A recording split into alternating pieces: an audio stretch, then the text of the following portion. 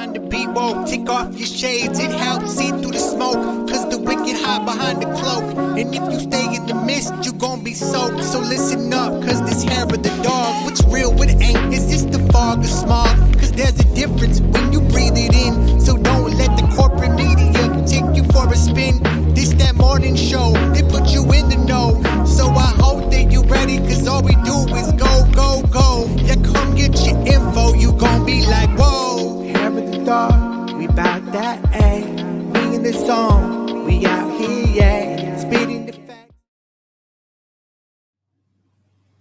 Good morning, everyone. Welcome to Hair of the Dog. I'm Andy Kennedy. It is Monday. It's actually not a bad Monday. Post Super Bowl, of course, everybody that watched the game, unless you were a Tampa fan, was kind of disappointed. Wasn't much of a game, but of course, the pomp and circumstance was over the top once again. The amount of fireworks that were fired off at the stadium probably could have paid for Medicare for all for the next 5 years, but I digress. We are back in a deep freeze here in Canada, Ontario. It's just lovely to go outside and feel your nostrils freeze shut on your first breath going outside. It's lovely. I expect by the middle to end of March, I will be one big cracked callus by then, but looking forward to summer at that point. Of course, we're still locked in our homes here, so, all we got to do is think about our situations and complain, but nobody to listen. It's kind of the way it's been lately, but regardless of that, we have a really cool show for you today. We are continuing on the theme of Black History Month. We are delving into more of this subject, trying to bring an understanding to people about how they can be good allies. And today we're going to be talking a little bit about how white people have co-opted history for their own uses. And with that, I think it's a good time to introduce my lovely and talented co-host, Ms. Kerri Barber. Good morning, Kerri. Good morning. Okay, so I was trying not to laugh through everything that you were saying first. It helps if, you said nobody will listen to you complain. You have your own podcast. So yes, everybody gets to listen to you complain. Sorry, Andy. Sorry about the cold. No, well, I don't typically complain during, the broadcast. This is my sounding board. It's probably the biggest mistake you ever made was letting me open the show, because then I could just vent for the first couple of minutes. But I do, it does make me feel better. Right. I don't, first world problems, not much to complain about here. So little problems end up being your big problems. Right. So right. He's still alive, still breathing. We're making it through this. We're figuring out different ways of dealing with situations and really enjoying getting to go to the grocery store. It's the big outing for the day. Oh yes, yes. Well, it's normal now here in this family. Is like Deb will say, "Oh crap, I need sour cream for that recipe. Can you go down to the store?" I'm gone. Okay. All right. I'll be right back. Yeah. Is there anything else you need? No, never mind. I'll go and get that too later if you need it. Right. Exactly. So, hopefully everybody's social distance in their Super Bowl parties, but I expect to see another spike. And it's just about every day we're setting new records in the U.S. In fact, right now, all 50 states in the continental U.S. are in red meaning we suck. And things are just out of control. So let's throw a Super Bowl in on top of it. And here's where I can't imagine what the price of tickets were this year, because there were only 25,000 of them.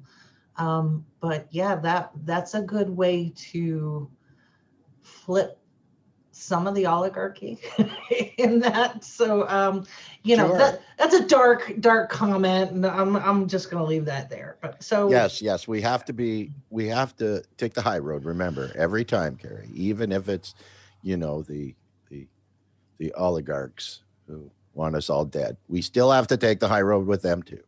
whatever. Okay, so let's Yeah, get into whatever. whatever. Let's get into a good, happy, feel good story to start off with, right? So the whole pushback on defund the police has been like, well, if your house burns down, don't call 911 first. Firefighters don't shoot people, so that goes out the window.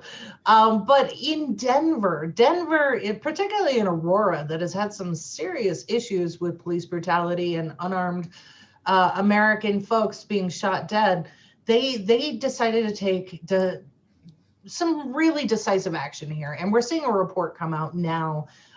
This was reported in, I want to say CBS. Yeah, CBS. So it says Denver is starting a new program replacing police officers with healthcare workers to help people in crisis.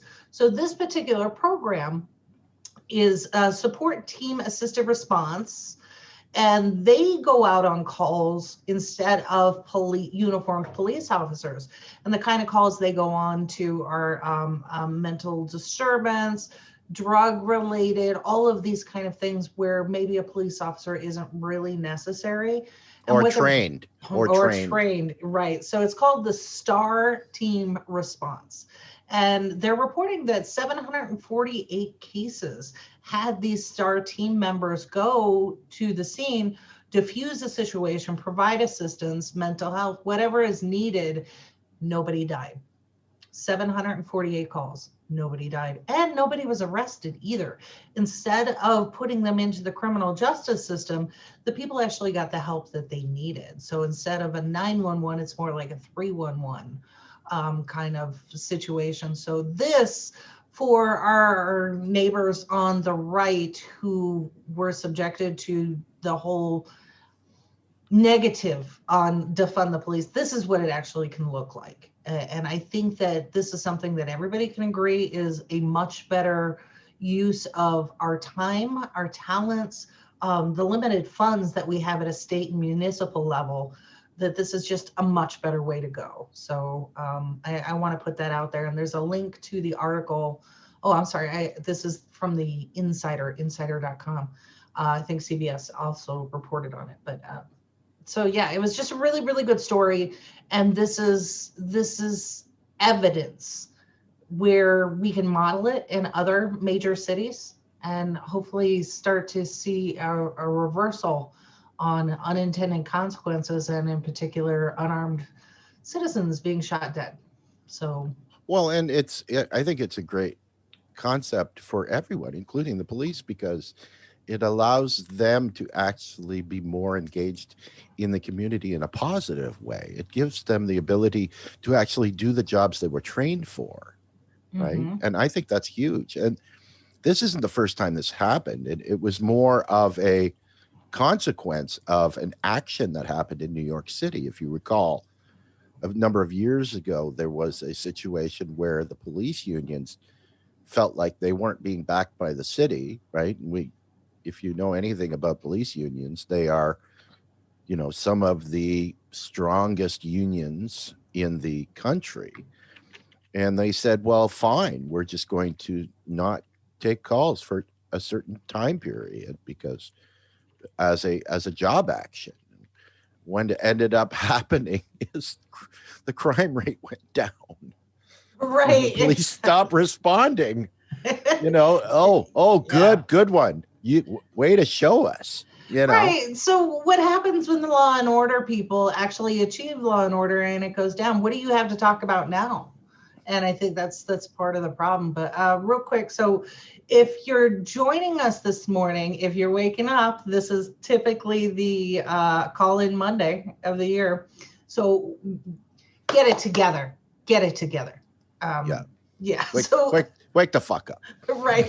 So quick shout out to Kami, John, and Dave, who are watching. They have already weighed in this morning. So good morning. For everyone else who's just bleary-eyed and tuning in, we are live. So anything can happen. Wow, Commie John is watching. I didn't think they had computers in the gulag. I don't think he's in the gulag. Okay. So he says, love the show. Keep up the good work, gang. Thank you so much. That's awesome. I appreciate that. And then Dave is having fun with our title this morning. He says, history as a weapon made me think of Cain from Command and Conquer. Just wait till one of them. Oh, and then on the news article, he says, just wait till one of them lose their shit and mass shoot everyone. I don't think they're armed, Dave. I think that's the point, that they're not yes, armed. In Colorado, the first thing they had to stop was the police responding after the healthcare workers to shoot them. Mm-hmm. That's exactly right. Exactly. So, all right. So let's get into this. And I want to give a shout out to, and I tagged him in this. So, the stars might align. Maybe Princeton is on a slow schedule today because they're snowed in too. But there was this phenomenal article in the New York Times Magazine.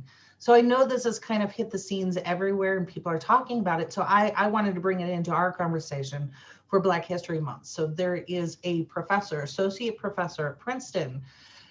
I cannot roll my R's, so I'm going to screw up this name and I apologize. Danielle Padilla Peralta. I think I'm saying that right. That is the whitest way to pronounce it, and I am so sorry.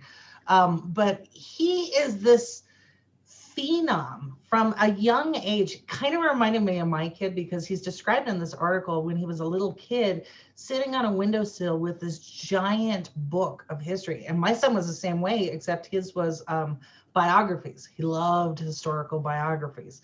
If it was a politician, political figure, whatever, he would sit there and with it. So this associate professor was described the same way from early childhood and went into what we consider ancient history and culture. And he became a professor and taught this way. And you're talking about the 70s? No, I'm talking about Greco-Roman history. Like when in college, I had to take way before that. Yeah. Gotcha. One of the courses I took, and they called the course Ancient Civilizations, and it started with Greece and Rome. So I'm like, but wait, there was history before that. But okay, this is where we start is with Greece and Rome and everything that was going on. So yes, and what a great segue into our discussion today. I saw what you did there, Kerri. Ta-da! So, but this article was just fascinating. How he came to be in this position, because he is an undocumented. He grew up undocumented, and his mother and I believe it was another brother, maybe two. They moved from shelter to shelter because their undocumented status kept them at a very low economic standpoint. And he actually talks about this. After he graduated at the top of his class in college, and he had no expectation of getting a job because of his undocumented status. So therein again is an economic component to immigration and things like that. So from that framework, he's viewing the classics, as we call it, Greece. Not to mention probably $80,000 in student debt. Right. No, he was on a scholarship. Oh, completely under. Wow. Completely under. That's scholarship. Amazing. That's right. Amazing. Yeah. So a total phenom. So it's somebody that maybe we should listen to, except that he's brown. He's like dark brown. So yeah. So what's interesting is they describe this exchange that he has with a lily white colleague, like my kind of white, almost clear. And he is challenging the way that history has been taught and the way that we understand it based on evidence. So he's actually using evidence-based decision-making and pushing against the whitewashing of history. And there was this exchange that, you know how academics are, Andy. They call it the incident, where during one of his lectures, this lily white professor pushed back because he physically hurt her with his words about white people not creating civilization. Which is if you think about our last show of white fragility. Exactly. Hello. Right. And that's kind of the jumping off point for this particular discussion. So if you get a chance, I posted a link to this article in New York Times Magazine, and they do have another one of those audio blocks, so you can just listen to it, and it'll be read to you by a very lovely woman who reads this particular article. So I highly recommend that you start there, but we're going to skip ahead just a little bit. So Andy, this goes into the first graphic if you want to do your stinger. Oh, look at that. Wow. Look, talk about technology. I'm so proud of you. So in this graphic, this is the jumping off point, right? So when we saw Charlottesville, Virginia, and all the white supremacists, the Proud Boys, and all of their ilk, the alt-right, march in with their little $1.50 tiki torches, screaming about Jews will not replace us and all the other stuff. But they were all wearing khaki pants and polos. This is a rebranding of the image that we are the master race. We are clean cut. We are 1950s milk and toast, and right. So all of that is a visual branding. And this is what they've been doing for years. So the entire thesis of this particular episode is about education. And when we fail to educate ourselves and do not educate each other, particularly in university level, we are subjecting ourselves to manipulation and coercion in ways that we might not recognize. So this is looking at the white supremacists who are going by, well, white people created civilization. Fuck no, they did not at all. And this is where this Professor Padilla comes in, because he is pushing back on an academic level based on the information that they have, right?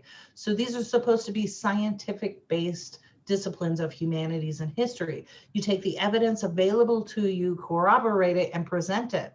He's saying none of that has been happening, right? So, or it has, the way that we're presenting history doesn't make sense. So you have white supremacists taking parts of this and amplifying what they want and leaving out parts that they don't, similar to what the incident pushback was all about.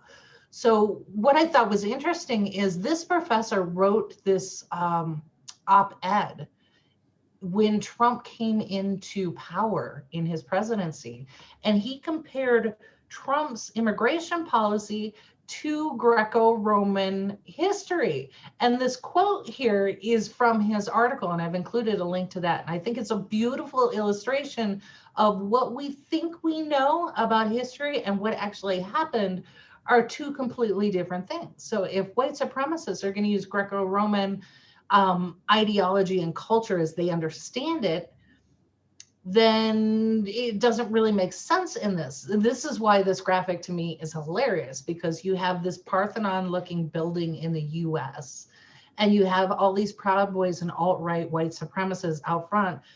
For those who are not familiar with Europa, they are a white, I want to say white nationalist, but I don't think that's accurate. They're white supremacy group that goes with this myth about white people made civilization. No, you didn't.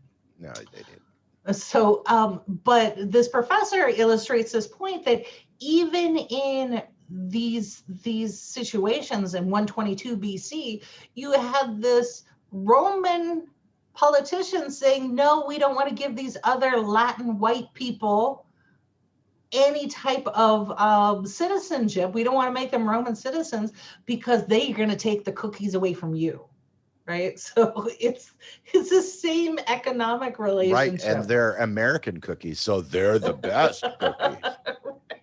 Right. And that's where I was like, so if you can, I'm doing a poor job at I'm still sleepy, but doing a poor job of tying this together. But this is where I lean heavily on the professor and his works, because he does it in such a beautiful and a little bit of snark, there's snark in there, to show that, yeah, none of this is true.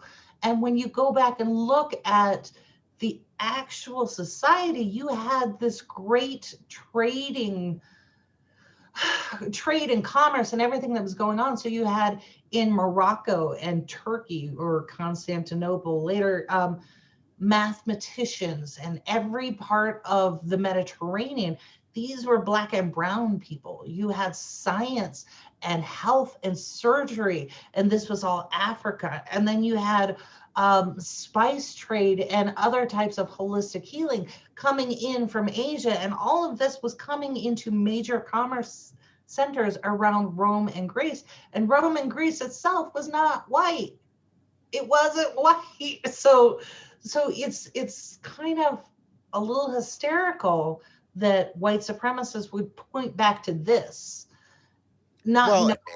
And I would push back and say that the reason that can be maintained as a fallacy is because the only references really that people have are from classic movies, right? That include those time periods. And when you look at the casts of those movies, they're all white people, right? That's, anytime there's a reference to Jesus Christ, there's a white guy, right? Right. Yeah. There's even a description of Jesus, a physical description of Jesus, that doesn't sound like any white person I know. But we ignore that. And so this is kind of why do we do this? And you'll start to see, and Andy, I'm going to rely on you a little bit, the economic overtones of all of this. It really has very little to do with race. It's more about control and economic conscription. And in order to do that successfully, you have to have this hierarchy of lower classes. So I always call back to, in US history, in the slave trade, you did not, if you were a prudent slave owner, you did not allow them to learn to read. And that was for your safety. So in this case, we're looking at history and the reality of history. We do not teach history, the reality of history, because we don't want people to understand that the world around you is merely a construct. It has very little to do with what actually happened. So, so Dave says, slavery was legal during that period. That doesn't mean you should be referencing that as the same thing. Good point. But I would say that we need to look at the slave trade in Rome and Greece. There were Black people and brown people and white people and people with red hair, the barbarians from the north, my people. Unsurprising. Unsurprising. So this whole idea that everybody was separated by color, that that wasn't it at all. Everybody was very integrated and mixed. So let's go to the second graphic, because I think that this helps illustrate that argument just a little bit better.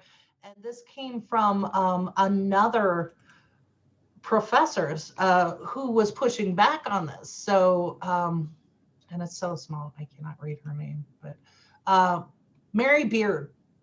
So the BBC did this wonderful program on Greece and Rome, and this was back in 2017. And of course, the alt-right pushed back right away, because how dare you depict Black and brown Roman soldiers and all of this sort of thing, because they don't want to see this. And they forget that Rome was an entire culture of appropriation. That is how they survived, right? So they would go into an area, take it over, and be like, okay, well, we'll assimilate some of your stuff here and take some of your soldiers and integrate them and pay them. And so the Roman army itself was this collection of people from all over the empire who were paid. They were paid soldiers. So commerce could still work, right? And this is where we forget that the greatest innovations that happened throughout all of human history rely on a diverse population. It's a fact. So even in the US economy, we have great strides in innovation when we have a diversity of ideas, diversity of people, diversity of backgrounds. So the same thing was depicted in this BBC thing, and white supremacists lost their shit completely. So let's talk about why that is. Why does a white supremacist need you to believe that Greece and Rome and all of this short period of history had to be lily white and became the foundation of what we have today? Because their entire messaging is about recreating the US in that ideology, in that image that never existed in history. So why would they need to do that? So this is where we start to get into a little bit of a bigger conversation. And so, Andy, let's talk about capitalism a little bit, because even in the Greco-Roman period, you had a capitalistic society, and then carried that forward with conquering all across the world. Sure, absolutely. Well, excuse me, sorry. No problem. In terms of the monetary systems that we're talking about, be a little more specific, Kerri. Yeah, the monetary system. So, for example, the quote that was offered by the professor as an example of immigration. So, the struggle with immigration, here you have a Roman culture that is nothing but appropriation of cultures and other things. But back in Rome, you have the antagonists saying, no, we don't want to give them the same rights as us. And we're talking about the upper echelons, the oligarch in the Roman Senate, not the Roman people in general. We don't want to give them the same rights as us because we will have fewer cookies. And we don't want to share those with those other people who look and sound just like us. So I'm looking at the economy of limited resources. Oh, I see. Yeah. So we're talking, we fast forward to the United States now, right? And how, the white supremacist narrative, and to be honest, and this comes from a Macro and Cheese episode we just did last Saturday, from Danny Haifon, who is a editor from the Black Agenda Report, right? And when you talk in terms of I'm sure. I'm sorry. I got all these images flooding into my head. I'm not sure much information. where to even start, right? Like, I mean, we're talking about controlling a narrative in the United States, but it goes back to even what that means, right? In terms of, imaginary boundaries throughout the world, right? That encircles a landmass that's considered the United States, right? And everything within that landmass is protected as American and wholesome and good, and everything outside of that is evil and rotten. And these people that aren't within that imaginary boundary are coming into our country to take your jobs and kill your children and all of this narrative, right? So how do you make the distinction between those two economically? Well, if you can, keep them in a position where they don't have the opportunity financially to counter that narrative, right? Would be people that come in and they get paid less than minimum wage, as they're considered illegal, right? How could we possibly consider a place on this world makes you an illegal human, right? The entire concept of that is ludicrous, right? Where your feet are on this planet either makes you legal or illegal, right, based on these imaginary boundaries that we put in their country, right? And then that's, again, goes along with everything we've talked about over the last couple of weeks about propagandizing America and what it means, right? And the things that the oligarchs want you to think that are good in society are described as American, right? And Right. that's a whitewashed, propagandized version of how people exist. So we're automatically going to no longer give anybody that comes into the US now Hmm. the ability to counter that, because you're going to make sure that they are always busy trying to get enough food on their table to feed their families or pay their rent or whatever, and that just continues the narrative, right? It's you're going to occupy people so that they don't have enough time to even critically think about their own situations while they're living here, right? And this goes back to the one thing that everybody can agree on is that unless you're an indigenous person in North America, you're an immigrant or you came from immigrants, right? And Right. so that's what makes the whole thing ridiculous. It does. And this is where I think that the Professor Padilla's story is just an amazing parallel to what we're talking about in history. And I just want to give a call out to one of the links I posted. This is a site from Vassar University, Pharos, doing justice to the classics. So this particular site is aligned to exactly what Professor Padilla was saying. They are taking back the narrative on ancient history and actually calling out the Proud Boys on their website. So the website's Pharos again, so look it up. But they do this really great job of talking about where this comes from, with the borders and everything else, because there is this austerity metric, and we need to have under austerity limited resources that are not necessarily true. And in particular, we need to dehumanize certain segments of the population. Well, it's real easy to pick out somebody who's slightly darker than you, right? That paper bag. The paper You know, bag test, yes, the paper absolutely. bag test. And with that, and you and I were talking about before we started, I always laugh at like the History Channel, which has become the white supremacist channel.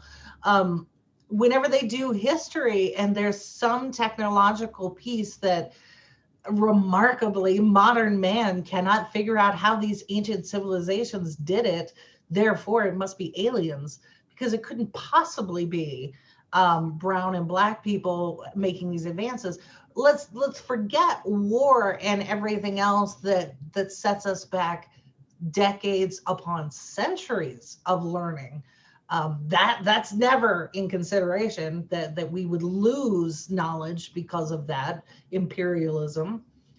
It's got to be aliens that dropped in and helped these backward civilizations because they're Oh, brown and black. absolutely. And it's ridiculous. A great example of that is, um, white industry, as far as and part of the US's problem right now is the healthcare industry, right? And the pharmaceutical industry, right? And so if you want something that's really going to help you, the best thing is to get it in a pill bottle that costs you hundreds and hundreds of dollars, right? Exactly. But if you look back in time, right, with the different black and brown people in Africa or wherever they were, right, that went out and found remedies to ailments that that didn't come in a pill form. They were actually occurred in nature, and so these people, these diseases could be treated way back before pharmaceuticals were ever existed. And so but how could it possibly be that these treatments could exist way back then? Well, the doctors that administered these were given the name witch doctor. That's exactly right. Isn't that like, it's just absolutely horrendous, the whitewashing of history and the vilification of even healthcare workers from ancient civilizations that were leaps and bounds ahead of white civilization in terms of curing things that ailed people, right? Right. And then you got to have the profit margin in it, right? So if I am a pharmaceutical company and I'm taking the ingredients and strip mining everything in South America, I've got to make sure that holistic healing or things like that use similar ingredients, like, cannabis, remain illegal.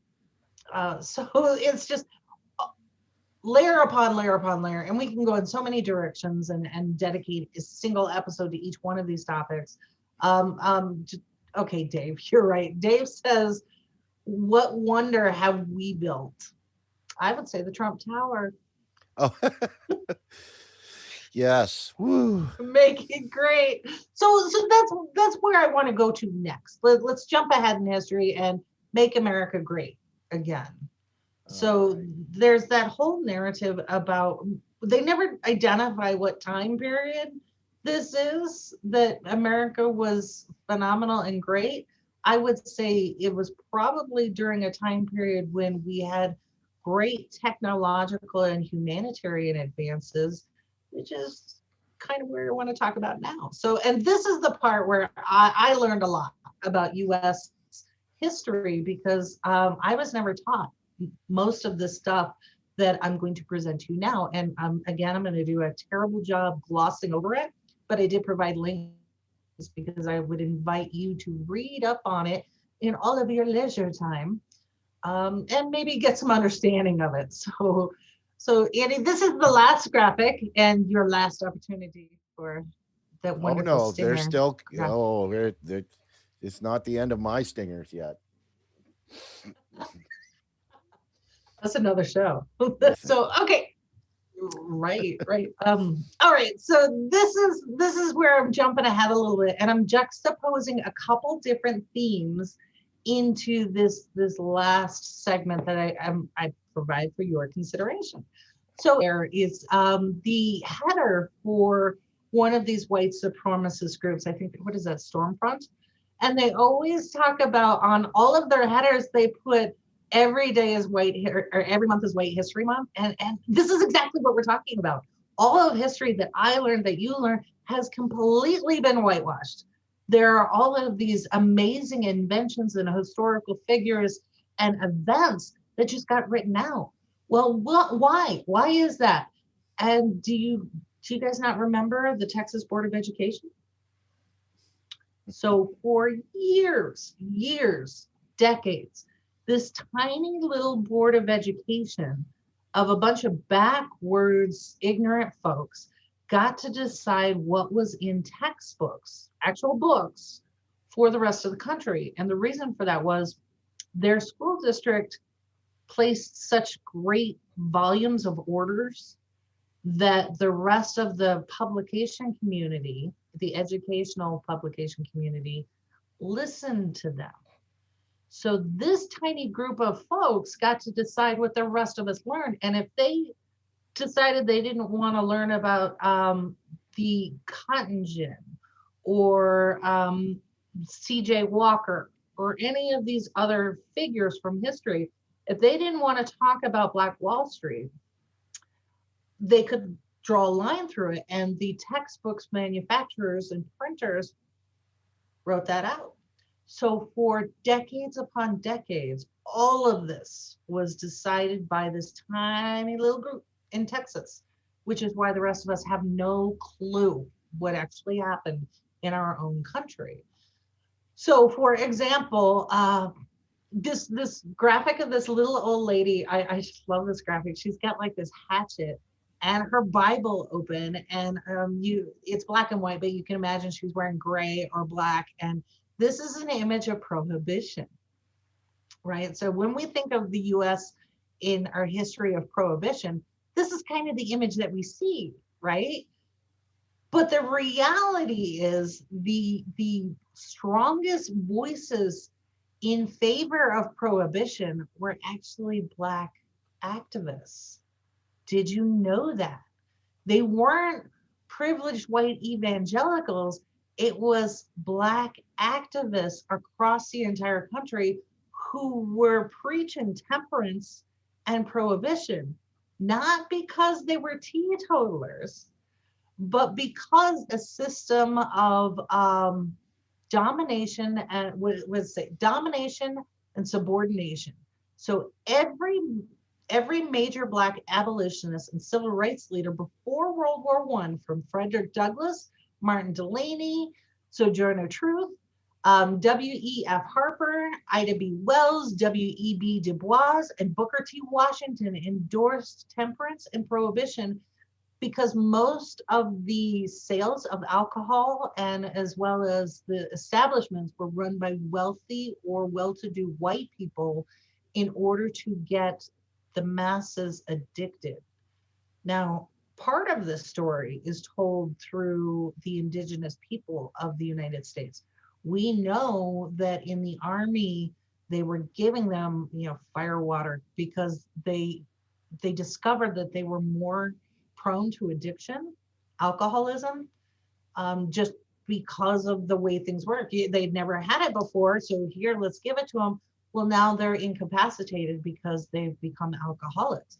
This is just like giving them smallpox blankets or not giving COVID relief to cities because it affects Black and brown people within cities disproportionately. It's part of our history. Right. And what happens? Vilify them because they are addicted to it. Right. Crack cocaine. Let's flood neighborhoods with crack cocaine and then their fault, right?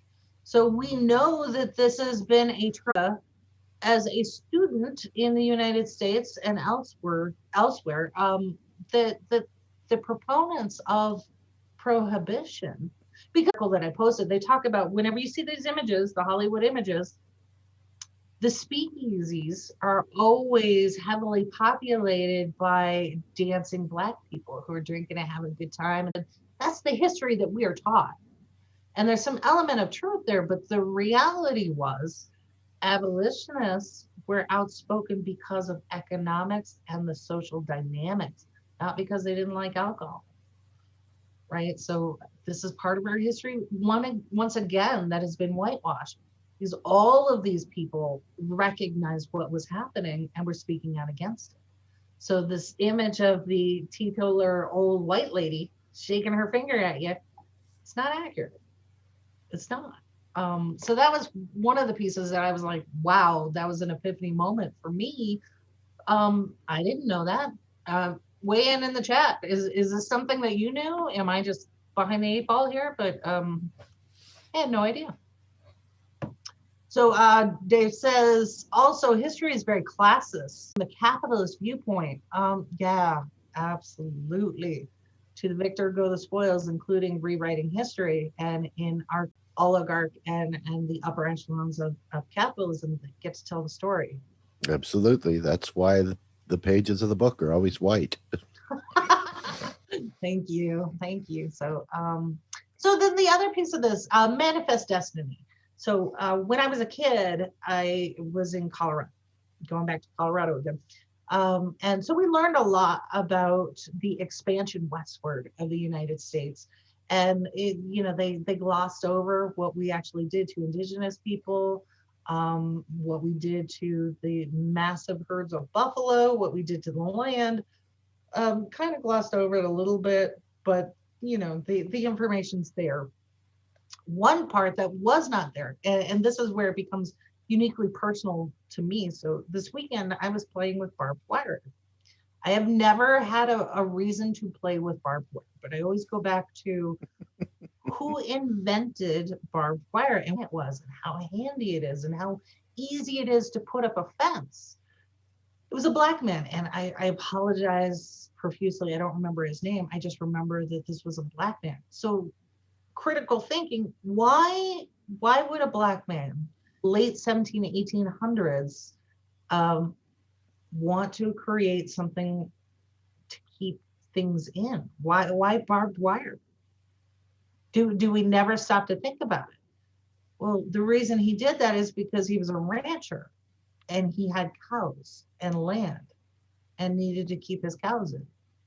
So we don't think about things that we have today, where they came from, and apply that to the history that has been forgotten and not taught. So the last article that I put up about homesteaders, African-American homesteaders in the Great Plains. And some of this I learned as a student in Denver, but not everybody does. And what I was encouraged to see is there's a brand new project that's out to elevate these based on history. So they're talking about the Homestead Act. And this was giving land to anybody who wanted to move westward because of manifest destiny. And what was interesting is at the time, manifest destiny was not something that was embraced in particular in politics. The party of Lincoln, which was the Whig Party, which has now become the Republican Party, at the time, they were very much against westward expansion. They didn't want anything to do with it. And in fact, I was reading on Texas history. Texas, the people who were trying to secede from the Union, became independent from Mexico, couldn't wait to join the Union and do it on their terms. And they did, and they still are, but yet they want to succeed. So during this is not well accepted at all. It was only a small group that wanted to do it and wanted to cultivate and make an agrarian society the way that we had in other imperialized efforts. So what I thought was interesting is the Homestead Act. We always see that, it's always white people, white people, white people, but the Homestead Act wasn't quite that way. They're going back through the history books and pulling out the data, and they've identified 3,500 Black claimants that succeeded in obtaining their patents or titles from the General Land Office. And that equates to 650,000 acres and about 15,000 Black families who helped win the West for the United States. So in retrospect, it's a small portion of everybody who did get land under the Homestead Act. But what was interesting to me is there were so many who were Black, widows, single women, and immigrants. So this is part of our history that we need to understand when it comes to how the United States became a country. And the Homestead Act is one really great place to start when we look at diversity and when America was becoming great, right? So you had all of these people suffering, dying, blood, sweat, and tears for their own plot of land and opportunity. And that is where it all came from. But we don't hear about that. No, and that's a really good example of all of this, is how as American citizens moved west across the plains into eventually to the West Coast, the number of the amount of diversity going that way was unreported, right? But the problem was that the Black and brown people that were moving that way were more willing to work with the people that were there, the indigenous people that were there, in order to share, right? We want to populate these areas. It's the white, groups and the white families that went there with the idea of genocide, right? Of let's wipe them out and steal their lands, right? Not always. And that's what's interesting, because I don't want to broad brush white people. But I'm going to say my point is, and I don't mean to broad brush that way, but the response from indigenous people, was to fight back from dying, right? Despite who it was that was killing them, right? And so what happens is, when you read the history books, these brave Americans are moving west, right, to seek out new lands, new opportunities, and these savage Indians, were attacking them at every turn. And these, that's the history that you read. But that was basically the indigenous people trying to survive this onslaught. Mm-hmm. Right. So, And that's a big part of history that doesn't ever get shown. right. And I want to get to one comment. This is from Boston Tea Patriot, who's watching us on Twitter. Thank you for joining. And he says, he, she, I'm not sure, quit referring to race and start referring to people as Americans. And yeah, that's exactly what we are talking about here. We are talking about, you might have missed the opening of our program. We were talking about how white supremacists are rewriting ancient history, the Greco-Roman period, and negating all of the diversity that was occurring in that era. And we're bringing it forward to US history, the same kind of reflexive thing. So it's not that we are trying to divide, we're actually opposite. So what I would say is maybe go back and watch the beginning of the broadcast.